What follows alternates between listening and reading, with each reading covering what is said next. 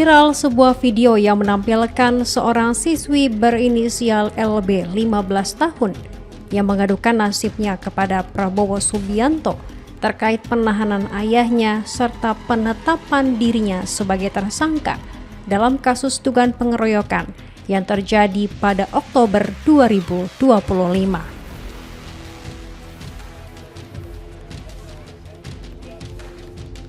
Dalam video yang beredar, siswi tersebut menyampaikan bahwa dirinya bersama sang ayah dilaporkan ke Polres Langkat oleh Indra Putra Bangun atas tuduhan pengeroyokan.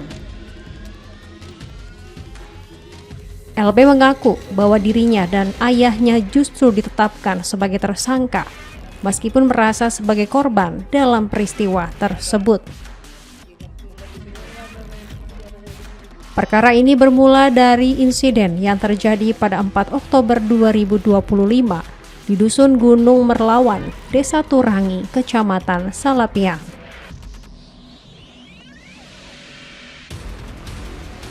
Dalam kejadian tersebut disebutkan bahwa seorang pria bernama Indra Putra Bangun datang ke rumah LB dan melakukan pemukulan. Namun pada 11 Oktober 2025, Indra Putra Bangun justru melaporkan LB dan ayahnya ke Polres Langkat atas dugaan pengeroyokan, sehingga perkara ini menjadi kasus saling lapor.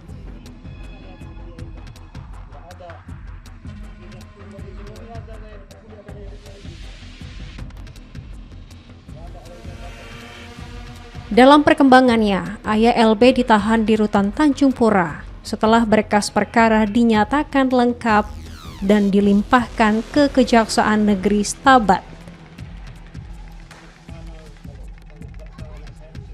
Sementara itu, LB mendapatkan penangguhan penahanan karena masih berstatus pelajar. Menanggapi video yang viral tersebut, Kepala Satuan Reserse Kriminal Polres Langkat AKP Gulham Yanuar Lutfi menjelaskan bahwa peristiwa dugaan penganiayaan di Desa Turangi, Kecamatan Salapian pada 4 Oktober 2025 merupakan kasus saling lapor.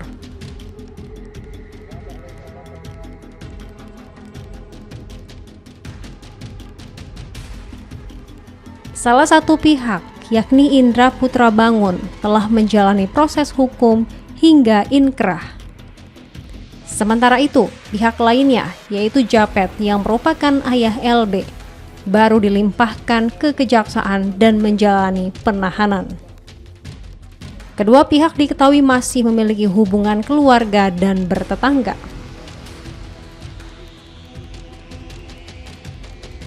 Pihak Indra Putra Bangun melaporkan dugaan pengeroyokan dengan terlapor Japet dan anaknya ke Polres Langkat. Sebaliknya, pihak Japet lebih dahulu melaporkan Indra ke Polsek Salapian atas dugaan penganiayaan dalam peristiwa yang sama.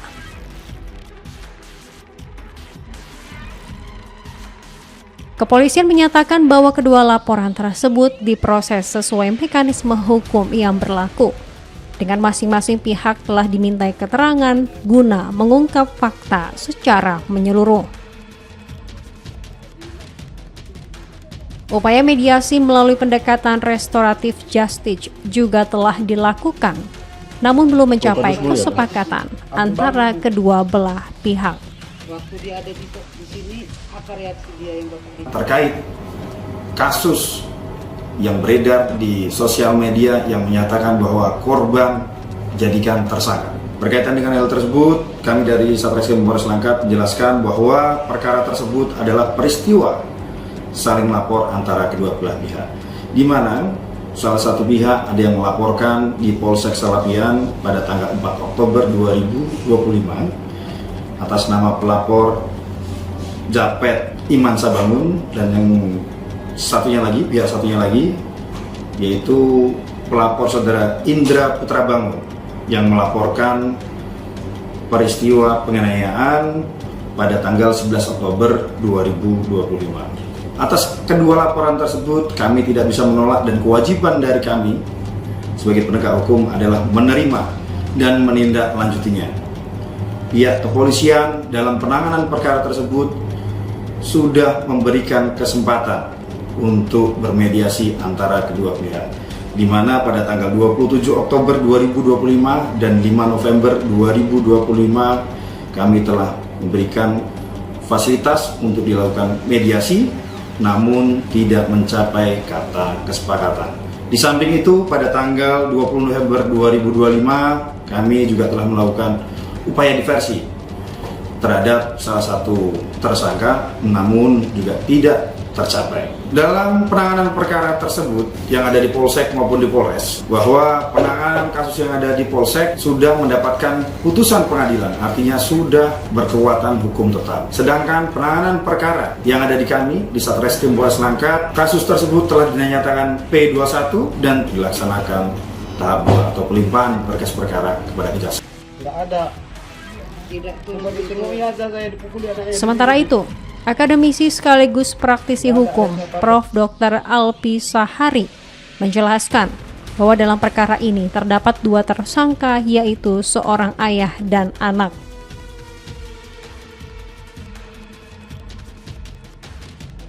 Terhadap anak yang berhadapan dengan hukum, penyidik Polres Langkat telah menjalankan seluruh prosedur sesuai ketentuan peraturan perundang-undangan. Upaya diversi dan pendekatan restoratif justice juga telah dilakukan sebagai bentuk perlindungan terhadap anak. Namun, baik pihak anak maupun keluarga tidak bersedia menempuh mekanisme tersebut, sehingga proses hukum tetap dilanjutkan sesuai ketentuan yang berlaku.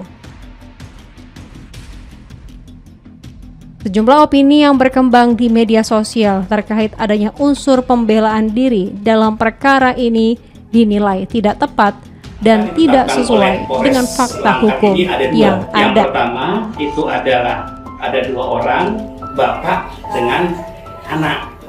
Nah, kemudian terhadap anak karena masih berumur kurang lebih 15 tahun, Polres Langkat telah melaksanakan mekanisme terhadap apa yang telah diatur di dalam undang-undang, khususnya terhadap tindak pidana atau pelaku dalam hal ini adalah anak yang berhadapan dengan hukum. Kemudian penyidik Polres Langkat telah memanggil yang bersangkutan untuk melaksanakan upaya-upaya yang harus dilakukan oleh penyidik terhadap anak yang berhadapan dengan hukum, antara lain untuk melakukan diversi, kemudian juga melaksanakan proses di dalam hak nasional kita karena didasarkan kepada rasa keadilan, salah satunya itu adalah dalam konteks penerapan restoratif justice. Namun terhadap anak yang berhadapan dengan hukum dimaksud dan termasuk juga orang tuanya tidak mau dan tidak bersedia dalam hal penerapan diversi maupun restoratif